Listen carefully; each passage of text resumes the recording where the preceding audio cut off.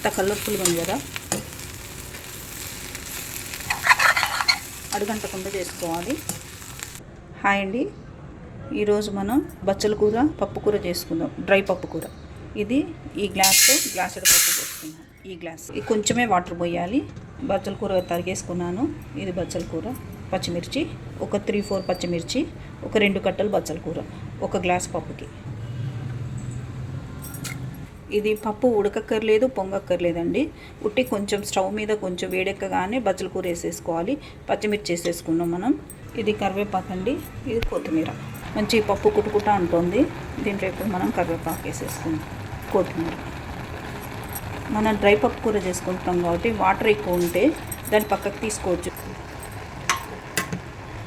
ఇలా ఉండాలి, కొంచెం బద్దలు ఉండాలి పప్పు. దీని స్టెమ్స్ ఉంటాయి కదా, ఇవి ఉడికేదాకా మనం ఉంచుకోవాలి స్టవ్ మీదే, లేదంటే పచ్చివాసన వస్తుంది. కూర మీద మూత మీద చక్కగా ఉడికింది. స్టెమ్స్ కూడా ఉడికినాయి. కొంచెం ఆయిల్ వేస్తున్నాయి. ఒక 4-5 స్పూన్స్ వేసుకోండి. ఆవాలు, జీలకర్ర, మినపప్పు కొంచెం మంచిగా వేసుకోండి. మినపప్పు, ఎండుమిర్చి వేగింది చక్కగా. కరివేపాకు, ఇంగువ. ఇప్పుడు ఈ పప్పు కూర వేసేసుకోవాలి. వాటర్ లేవు, చూసారు కదా, కొంచెం కూడా వాటర్ లేవు. మనం ఒక చిన్న గ్లాసుడు వాటరే పోసుకోవాలి. చక్కగా మగ్గుతాయి. పొడిపప్పు కూర అంటారు దీన్ని.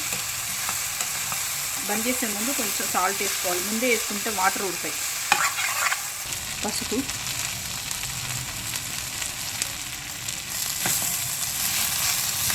కింద అడుగంటకుండా కలుపుకోవాలి చక్కగా.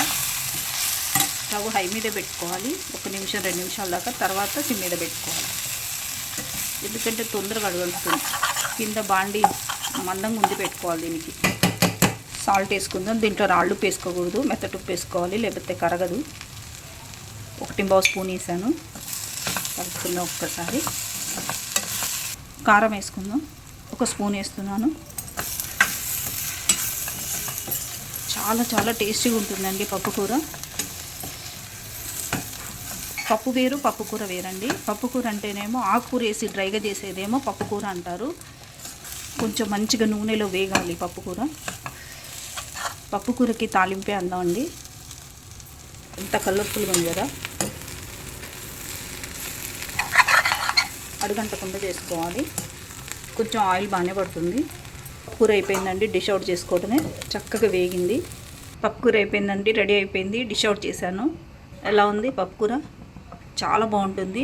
దీంట్లోకి చల్లచారు కానీ మామూలు చారు కానీ పెట్టుకొని తింటుంటే, కలుపుకొని నెయ్యి వేసుకొని, మామూలు రసం ఉంటుంది కదా అది కానీ కలుపుకొని తింటుంటే చాలా బాగుంటుంది. ఇలా కూడా తినొచ్చు. ఉట్టి పప్పు కూర కలుపుకొని నెయ్యి వేసుకొని కూడా తినొచ్చు. లైక్ చేయండి, షేర్ చేయండి, సబ్స్క్రైబ్ చేయండి. Thank you.